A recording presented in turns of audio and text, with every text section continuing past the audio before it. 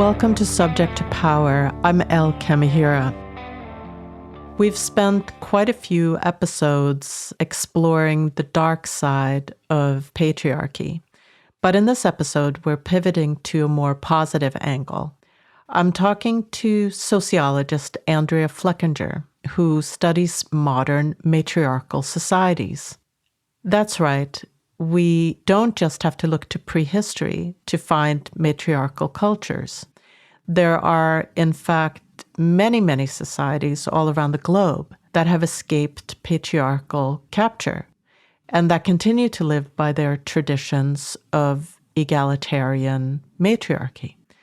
Andrea has spent many years learning the social structures of contemporary matriarchies, and she breaks down for me exactly what it means to be a matriarchy, the values and practices that sets them apart from patriarchal cultures, and what we can learn from them.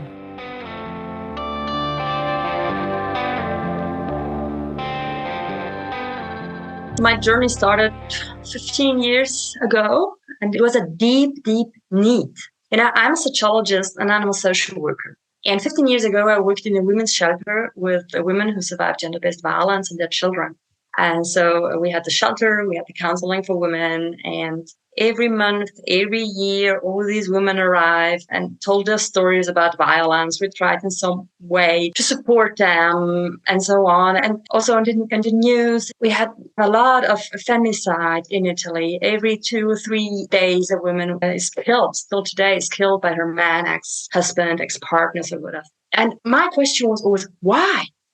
So where am I living? Why does this happening? And I read every explanation and I talked to a lot of experts over the years, and there were a lot of good explanations, but nothing that really answered my questions. Well, this is kind of human beings are like this. Gender-based violence always had been an issue of human existence, and I can't believe it. Something in me, I rejected believing it, that human beings had always been violent. And so I just kept looking, searching, and suddenly I had a book in my hands. I think with the title, Once Upon a Time, We All Had Been Sisters. And I read this book, and the author referred to the research of Heidegger's Abendbrot. And there, for me, I was in a completely new world. Was there. And now I got answers to all my questions. And everything makes sense. Distorted way of organizing our societies, it kind of starts making sense to me. And this was then the moment where I realized, okay, I have to go on this way. And I read all the books of Heidegger Abendbrot. And then I see that she's giving lectures and it's possible to study at her place at the Academy Haya. And so I moved there, and then we started also our collaboration. And now I'm still learning and deepening, and also from my research activity on matriarchal societies. But it's our history. And what we have been trained or taught, it's so distorted that when we get to know about matriarchal societies, it is kind of a completely a reset. It's very interesting. So also, I had also the possibility to deepen a bit these aspects of trauma and also transgenerational trauma. So how this transfer of trauma through the generations. And I think this is also a very important aspect for us to understand how it is possible that we are still in these societies, these patriarchal societies that destroy everything and everybody. And why also we need so much time to heal, because we talk really of the transgenerational trauma. I did also with this mindset my work in a women's shelter, and then I got back to university. I did my PhD, and now I'm much more into research. And so it is a bit a different path than I chose, but I'm still very close also in the research I'm doing to gender-based violence. It must have changed your view of that quite a bit. Everything. Yeah. It changed everything. It helped me a lot also in my work. And particularly as a lot of women who survived gender-based violence, they felt ashamed of what happened. And they feel also like they have failed because their marriage failed. The marriage is just so important. But the societies where we have no systematic violence against women, we have also no nuclear family. There is a connection and we have to talk about. So this, it influenced a lot the way I worked with women, and I tried, also to inform them. One of the things that I find really interesting about Heide's work and matriarchal studies in general is that it's not theoretical. It is based on what exists. Two things that are very, very important. When we talk about matriarchies, we're not talking about an idea or a utopia or some other experiment or something, but we're talking about human beings, about societies, about contemporary societies. So even we're not forced to look in the past. We can, of course. This is also an important aspect. But we are talking about people who are living today. One part of modern matriarchal studies is just to understand these societies. One thing that is very important when we use this term matriarchy, what always happened are a lot of emotions. It can be very, very different, these emotions. It can be rejection, it can be fear, it can be interest, it can be curiosity. But what's very important for me that simply this term matriarchy, something happens when you hear it. This is very significant. It's not that every word that exists in our language automatically is connected with so strong emotions. Just the fact that matriarchy and the strong emotions that happen is an indicator that something is there. So there is something. And then if you have a closer look, matriarchy, we have these two syllables, matri, which is quite easily to translate as mother, and arche, it gets a bit more complicated because arche has two meanings. And when we talk about societies, we are used to translate arche with domination. This is like patriarchy, we translate it as the domination of fathers, and this is also a correct translation because this is what happens in patriarchal society. So it's a good description. But arche has also a second meaning, which refers to the origin, the beginnings. This is something we came across when we talk about archaeology. Archaeology is not the science of domination. It's not the archaeologists do not research the patterns of domination, but they are just looking for the origins, for the beginning. And the same is also true for Jung's theory of archetypes. When we translate matriarchy, then it is like in the beginning, the mothers.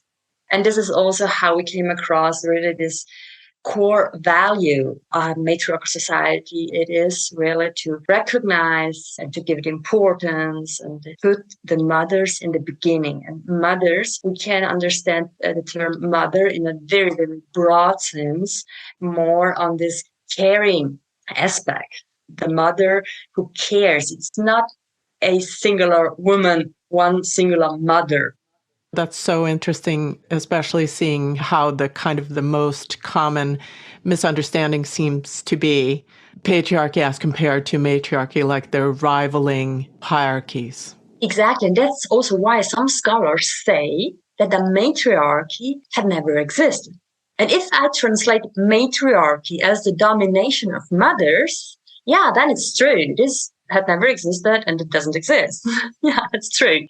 But it's not that a matriarchy doesn't exist. It's just a wrong translation and a wrong understanding of what it is. And for us, it is quite difficult also to understand that it is possible to organize society in a completely different way, because we know just our way and we're so trained in this way to look at societies and to read the world. Can you begin to explain what?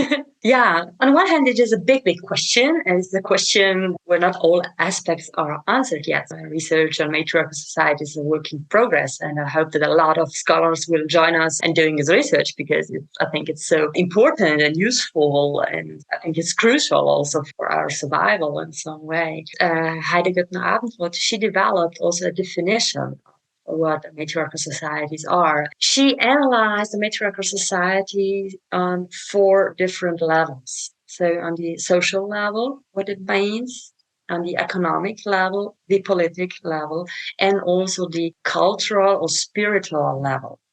And so we have some very clear indicators that helps us to understand whether society is matriarchal or has some matriarchal patterns, or it is a patriarchal society, because none of these 4 aspects we find there.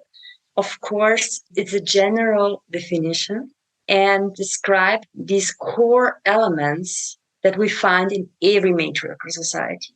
This does not mean that every contemporary matriarchal society is 100% organized exactly the same way. Okay, there are a lot of possibilities how then in everyday practice people live these core values, but still we can observe it. And to start maybe with the social level, on a social level in a matriarchal society, there we see that society is organized along the principles of matrilineal and usually matriarchality. So this matrilineal means that all the kinship system is organized differently, so that only the matrilineal kinship is given importance. It does not mean that matriarchal societies do not know about the main contribution, but it's given no importance and not necessarily, there's not a kinship linked to it. So this means in matriarchal societies, all people in the mother line are relatives. So they are part of the same clan. And this clan, I think, is also a very important word when we talk about matriarchal societies, because we cannot talk about families, because this would not describe the way how matriarchal people live together, but it's more appropriate to use the word clan, because they are living together in broader units, and they are all connected through the maternal line. So we have the grandmother and all her children, whether they're female or male, they are living together. So the brothers and the sisters.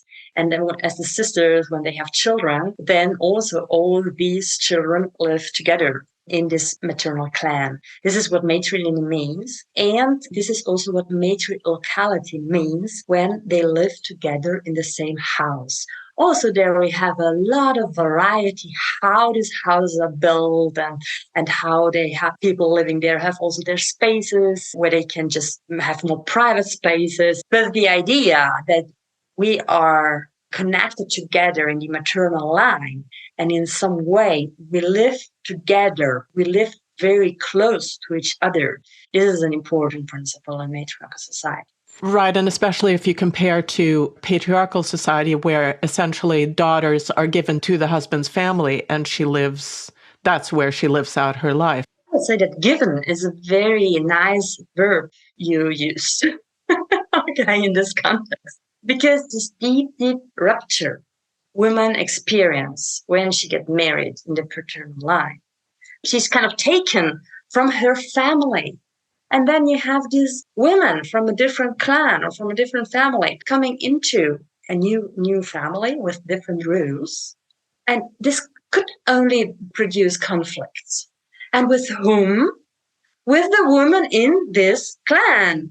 And so you have this never-ending story of conflict between the spouse and the mother of the husband. This is what happens in our societies and continues. And it is based on this idea that a person loses, and this way a woman loses her clan. Because in a matriarchal society, when we talk about matrilineal, neither the woman nor the man ever loses his or her clan. They will always be there, because also marriage and relationships are organized in a different way. And everybody always, independently of their sex, always belongs to his or her clan. And this is something very, very different, and it makes it much more easier. You're grown together. And there's no rupture. You're not taken away. Exactly. You don't lose. No.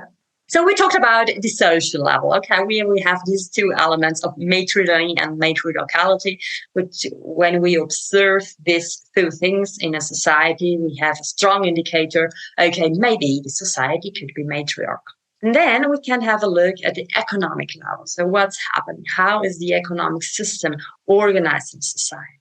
And matriarchal societies are organized according to what we can call a gift economy, an economy organized in a way that everybody is cared for.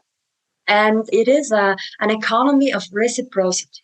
When we just compare it to our economic system, so it is capitalism in its neoliberal form, the value of capitalism is accumulation. So who have more is better. So it's just important that you accumulate as much as things you can, whether it's money or other properties or what else. The important is that you have a lot and you keep it private. And then you get recognition. This is the mechanism in our society. In a matriarchal society, also, you can be very lucky and maybe you have a lot of money, you have a lot of property, you have a lot of what else. You will get no recognition for that. You will be recognized in the moment you start sharing. And only when you start sharing and giving, then people will recognize you. And also this sharing and giving in every matriarchal society is organized in some way. There are social rules, how you have to give in what moments. And these are very, very different from every matriarchal society. The important mechanism is that a person is recognized, a very respected person, the moment she or he gives. And it is also important to add that the economy is in the hands of women. But if the economy is in the hands of women, this does not mean that the women are rich and they keep it, because they only get recognition and they're only respected women when they share. And this is this idea also of a mother. A mother will always take care of her children. And from this idea or this core value in matriarchal society, they developed a whole economic system, okay, on a much larger scale. This principle of a mother who gives for her children, we can also observe in our societies. This is what a mother does. And of course, that's completely absent in our current economic rules. Yeah, we see it in the small. We see it in the small family units. We see it what mothers are doing. Yeah, but they are not. This is something like kind of they have to do it. They got no special recognition for it. And on a larger scale, it is completely inexistent. Yeah. So just built on the principle that a mother, I'm just repeating it to myself, like that a mother will always take care of her children and by extension, her clan. And so a mother can always be trusted to care for everyone because that is her nature.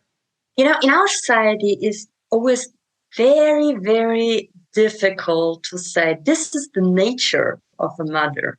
It could be quite easily understood wrong. Okay. Because we have all this ideology around motherhood and all these neoliberal ideas on motherhood, so therefore I think with this formulation of the nature of a mother, we have to be very careful because we, with our patriarchal traumas, cannot understand it anymore. But I would say that it is kind of part of the nature, if we would keep this term, of every human being to take care. And if we also look at, for example, the Minangkabau, they have a very important principle, and they say nature is our teacher, Mother Earth, that really gives everything they need to live. Mother Earth just gives. You have to respect her, right? And this is then also adapted to human beings, to every human beings. And of course, a mother gives by nature, simple but a fact, because she brings life into the world. This is the first act of giving.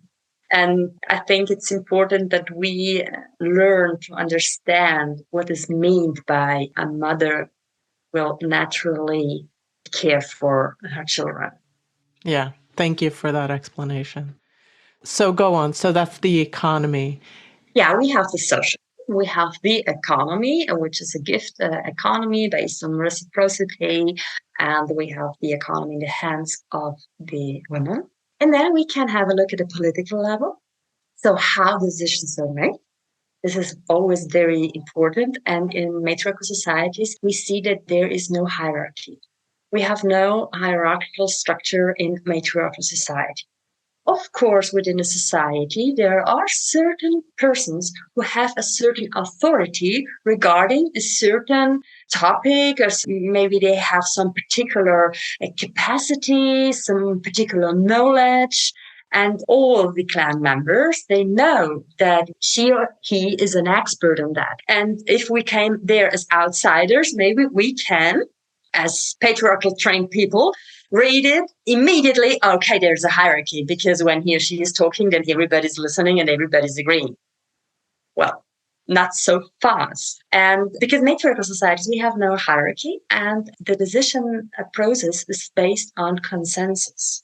Consensus is much more than a democracy.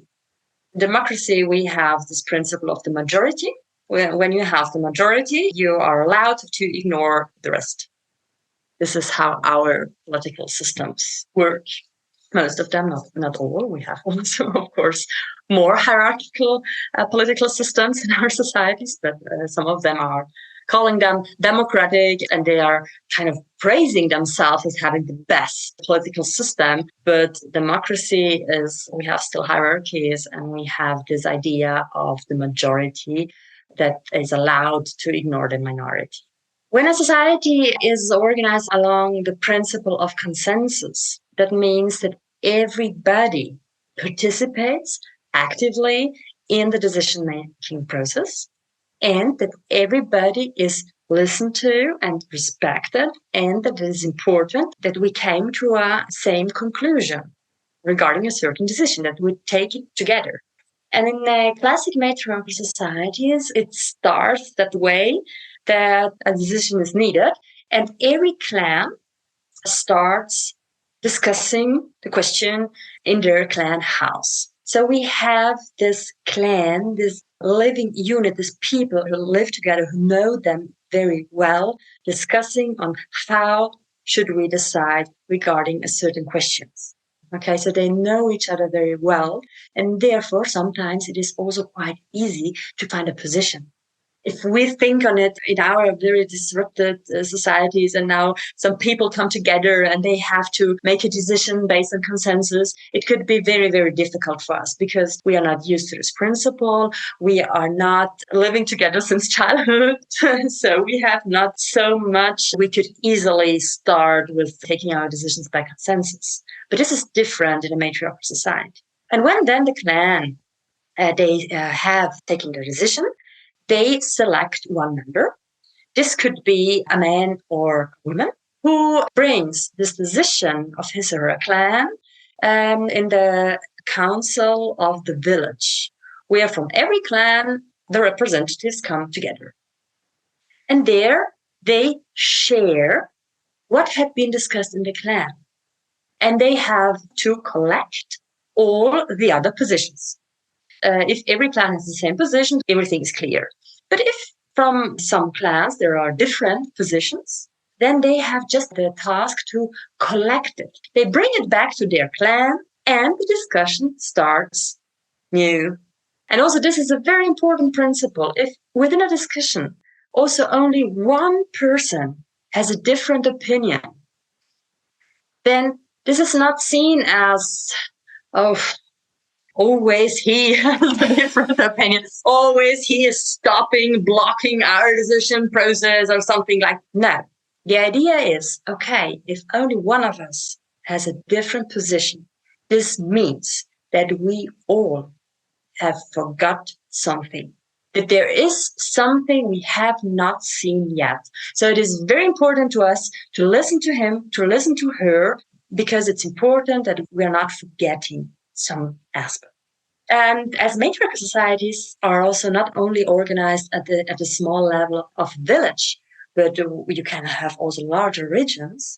Sometimes, if it is a bigger decision that has to be taken on a regional level, then when the decision is taken in the clan and then in the village, and they from the village council will select another representative, which usually is a man, because maybe it is a longer travel for this regional council, and there happens the same process again. So all the representatives of the regional council, they are collecting the decisions in the different villages. And then if there are different positions, they go back to the council of the village. They tell them, and then every representative of the council of the village goes back to the clan, and then the discussion starts again. And this process for us sounds very complicated, but matriarchal people show us that it works. And that it works also on a large scale. What strikes me about that is that is a lot of talking. That's a lot of communicating. And it requires from people to really communicate well, to really think through their thoughts, to be able to formulate themselves. And that's a very sophisticated way of being, because we have to balance all these interests and we have to search our minds to find our position. And in a sense, like all that talking through the society trains a person to really know their minds and know their people's minds. Exactly. So I think we can learn a lot regarding communication if we observe matriarchal societies. For me, also one aspect which is important to add on a political level, that matriarchal societies are organized, yes, also on a larger scale. We have the clan, we have the villages, and then we have this regional level. And every region sustains herself by her own. So we are trained to these big national states, and this is sometimes it is too much for making decisions that influences then the everyday life of people. So Italy is part of the EU, and not always this EU has been the best idea for making then decisions which really influences my daily regional life. Also, in matriarchal societies, we have then these different regions who know each other, who are communicating with each other, who are also have some agreements on an ethical basis or how we approach life or the world view. But it is not regarding the decisions that really influence my daily life. It makes me think about local politics versus federal politics, and I think the Greeks talked about this, that there really is such a thing as too big of a society. In this case, talking about democracy, can't hold land that's too big because the top is too far from the bottom, so to speak. The federal is too far removed from the local scene. There's also this question of the human scale in some way. And this does not mean that I cannot be connected all over the world. It does not mean that I cannot do exactly what we are now doing. Of course, I'm very happy that we have all these possibilities on internet and talking together and ready to meet each other. Yeah, but it's not how I organize my daily life. It's different. And I think this is a different also regarding all that difficulties we experience through globalization and so on, that we really need to rethink, and where we can also learn from matriarchal societies how, yes, we can think global, but we act and live regional and local. And that's also enough. It's okay. It's enough where we are. Yeah. Thank you. The cultural, the spiritual level, so the last of these four elements we see. Okay, so in the political, we have this principle of consensus that's very important. But in every society, it is also important to have this look at the world view, and call it the cultural level or the spiritual level. So how the society, what stories are told about human existence. And in matriarchal societies, we find that there is no division between sacred and profane. This does not exist. But every everything, everybody, so all is seen as sacred. And this is something which really changes a lot because this produces much more respect. An interaction between human beings, an interaction between animals, between nature, between everything, interaction between the whole universe. Therefore, we can describe matriarchal societies also as sacred societies. And usually, when matriarchal societies tell their story of the origins of the world, then we find a female divinity, some holy female figure, a goddess we find there, who created everything. This is also a big difference. As in our patriarchal societies, we have in our daily lives, we have women who bring life into the world. We have female principle who brings life into the world. This is what we observe. And then we listen to the stories of the different religions. Then in the end, the man created everything. It makes no sense. It makes no sense. How? No. Yeah, there are a lot of explanations of this how. It makes no sense. Yeah.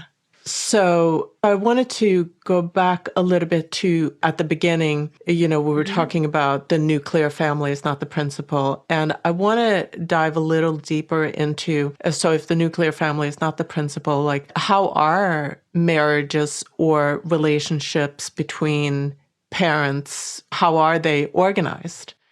Yeah, we have a lot of variety along the matriarchal societies, and especially if we have a look at contemporary matriarchal societies, we have also to recognize that they are also influenced very strongly by the patriarchal societies that surround them.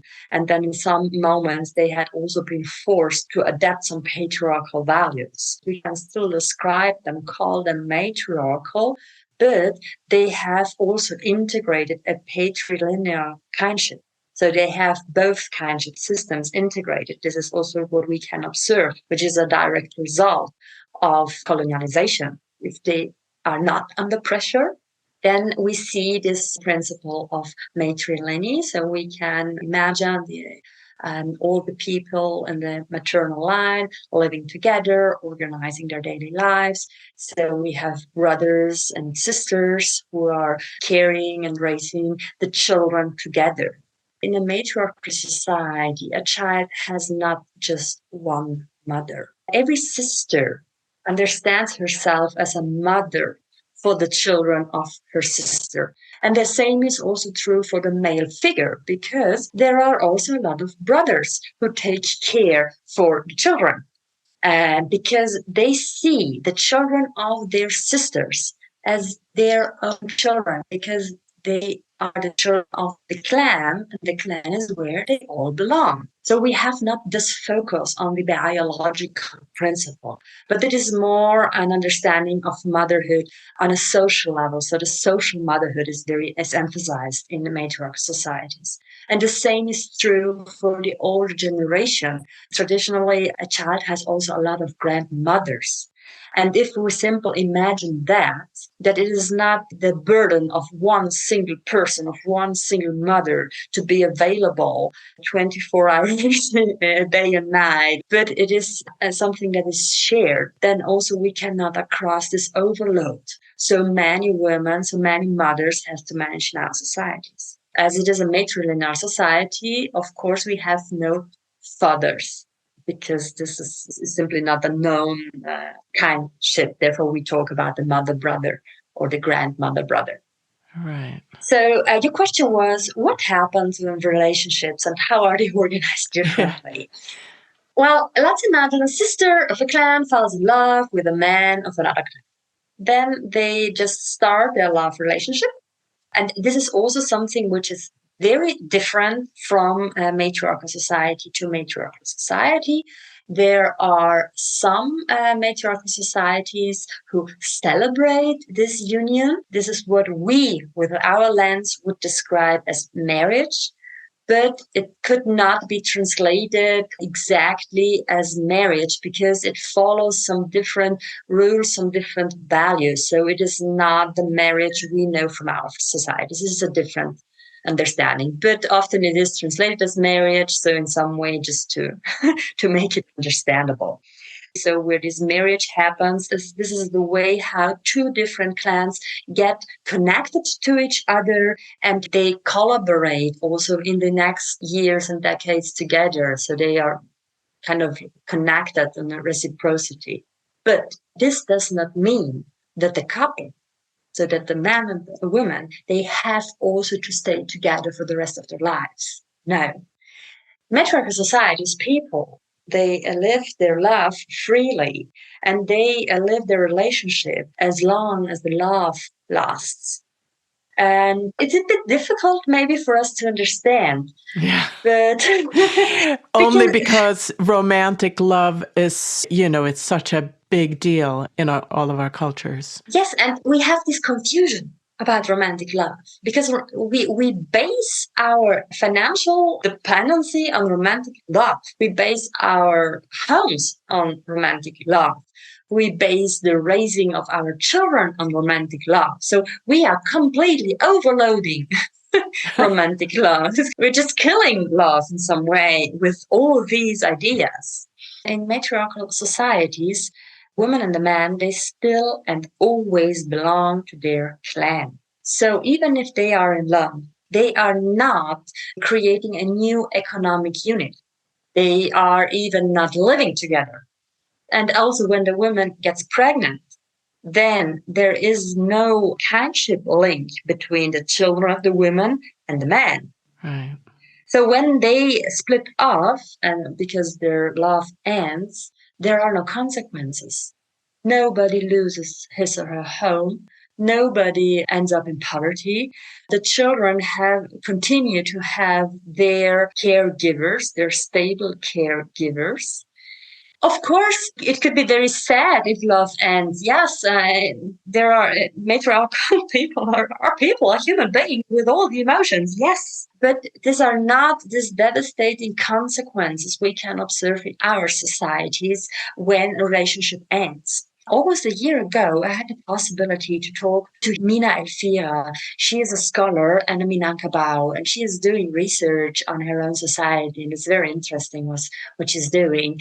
And we talked about also this fact, and then the love relationships and motherhood and divorce and so on.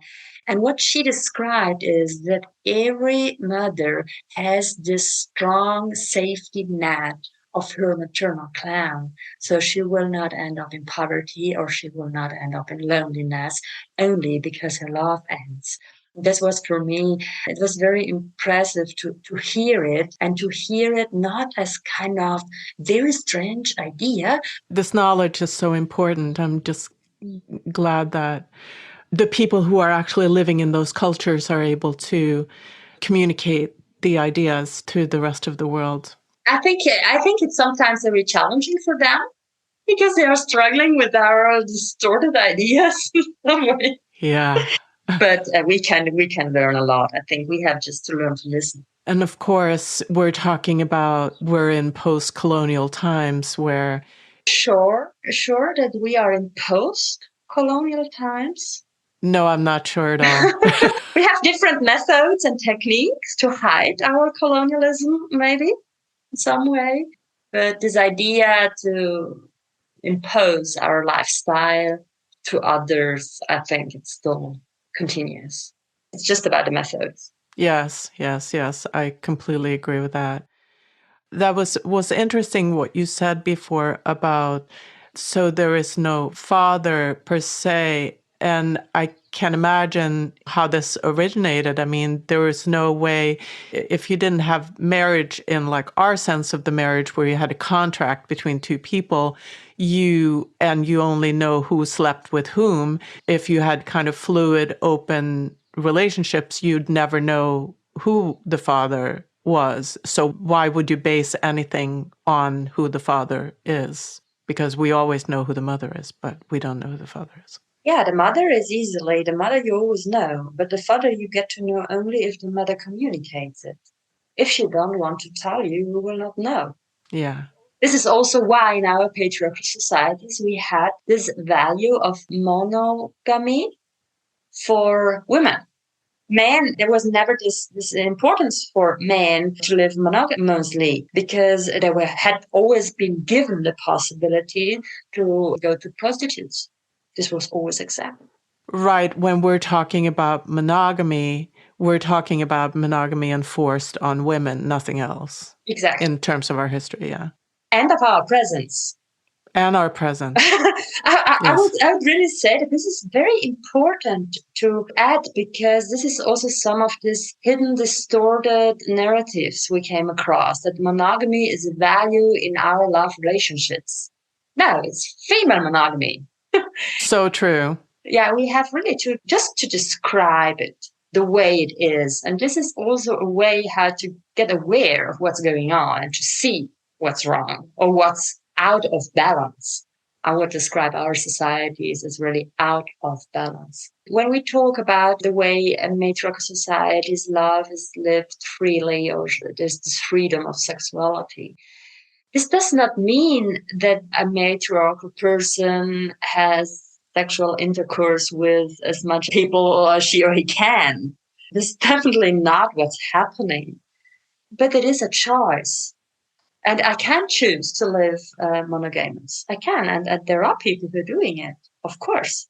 But it's not forced. Sexuality or romantic love is kind of its separate thing, it sounds like.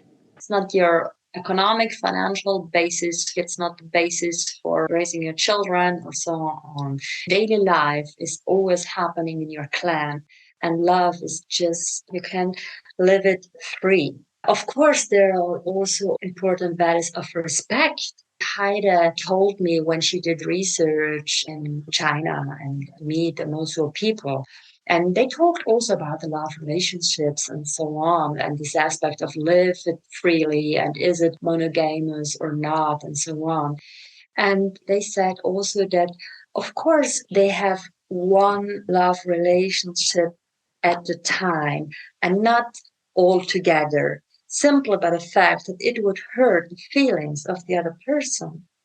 And this is logic. If you are in love with the person, you're just in love with this person. You're not in love with 10, 20, or I don't know how many. It just makes sense, like how we're built emotionally and what we have capacity for in terms of like intimacy and emotion. And the other part of that I thought was really interesting was the importance of brothers and sisters, which we don't really have in our societies. I mean, the role of the mother's brother and the mother's sisters and just siblings overall. Can you talk a little bit about? Yeah, so this brother-sister or the relationship among siblings, this very important, stable unit for life, this lifelong stable unit. And there's a lot of awareness about the importance of this unit. And we are not so aware about it anymore, fortunately. But brothers and sisters, they're grown up together, they are living together in the clan, and that is obvious that they are belonging to each other and that they are organizing their lives together. They are organizing their economic lives, they're housing together, and they're raising their children together. And this is a very different stability that they can give to all the generations. It's almost hard to wrap your mind around because we just don't live like that. But when you think about it, exactly what you said, you're born, together essentially, and you know each other's your whole life. I have 3 sisters, and there's no one in the world that I rely on more or that I have the longer, most knowledgeable relationships with. Yeah, of course. And this is very emphasized in matriarchal societies. It's given a lot of importance. There's a lot of awareness. And this is a high value also that the siblings are in a good relationship together. We not always have it within our disrupted families. So it is not that everybody of us has a good relationship with sisters and brothers. But I think it is an aspect we can keep in mind also for our children when we are raising them, to make them understand that this relationship, with all the difficulties, is still the important relationship they can rely on. In our society, we seem hell-bent on making women and men the same, in the sense that, we're, as Yeah. you know what I mean, like I can Yes. explain it, but it's just so clear that we live in a man's world, obviously, and the goal for women seem to be more and more like speak men's language, function in men's systems, and so on.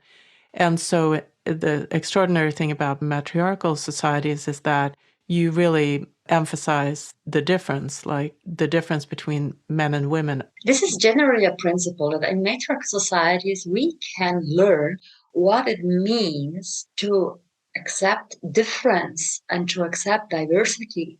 This is something we can not only observe regarding genders or sexes, so it's not only true regarding men and women, but this is true also regarding the different generations and the different capabilities a person has.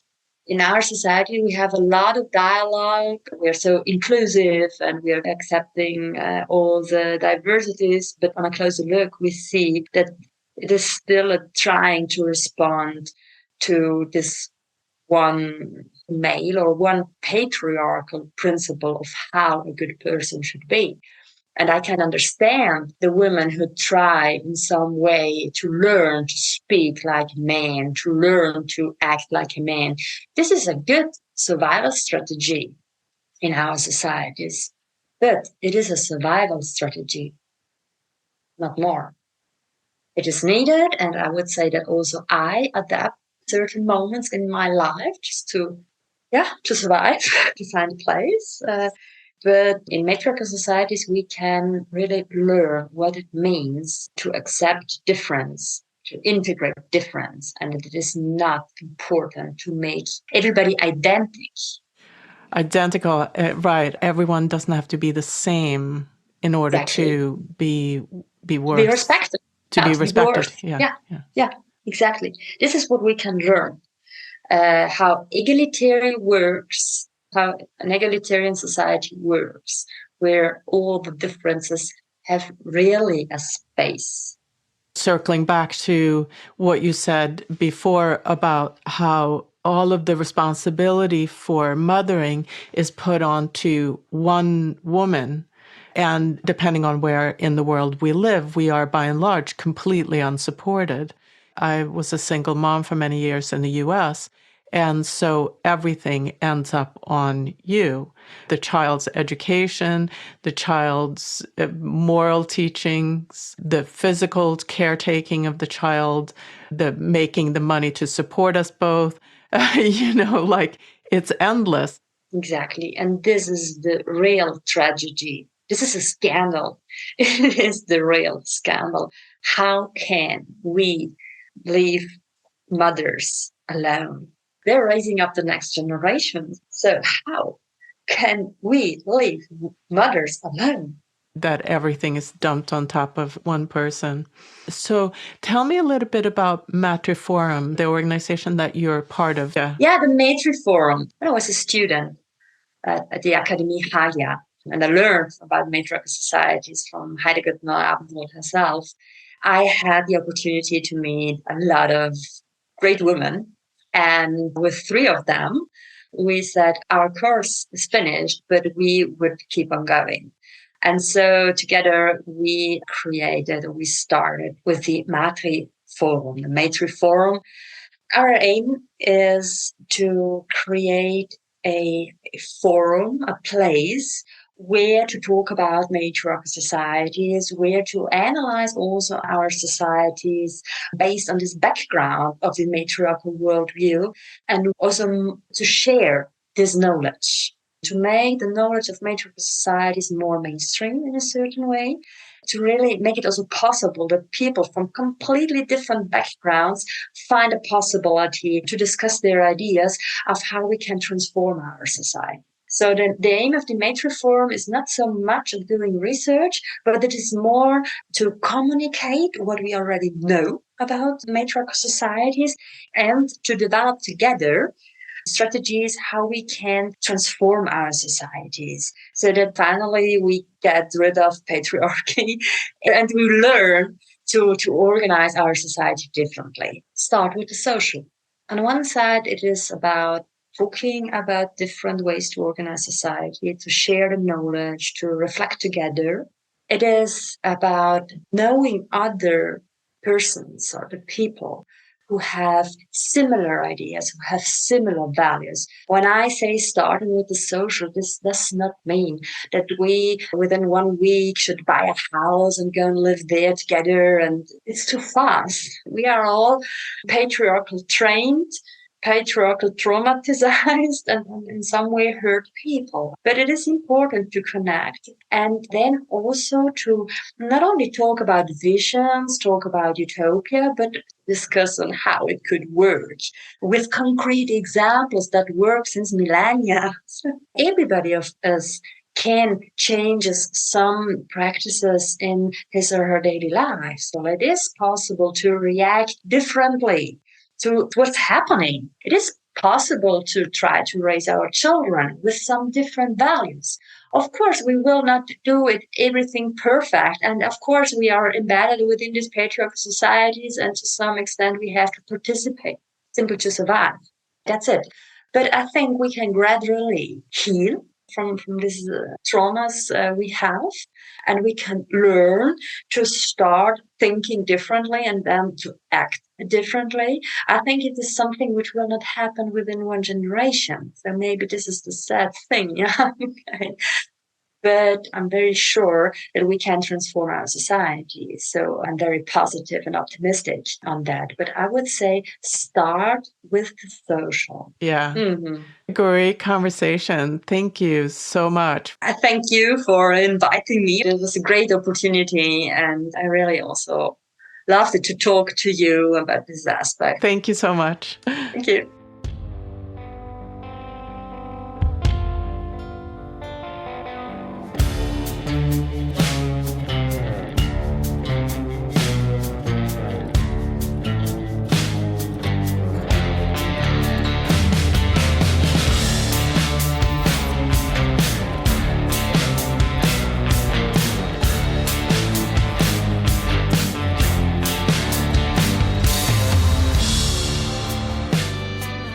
Thank you for listening to Subject to Power. You can find the show online at subjecttopower.com or subscribe to the show wherever you find your podcasts. I'd love to know your thoughts on these conversations, so please drop a note on the website or find us on social media. The best way to support the show is to rate and review Subject to Power on Apple Podcasts. It really helps other listeners find us. Subject to Power is written, hosted, and produced by me, Elle. Audio engineering is done by Jason Sheasley at Abridged Audio, cover art by B. Johnson, and music by Beware of Darkness.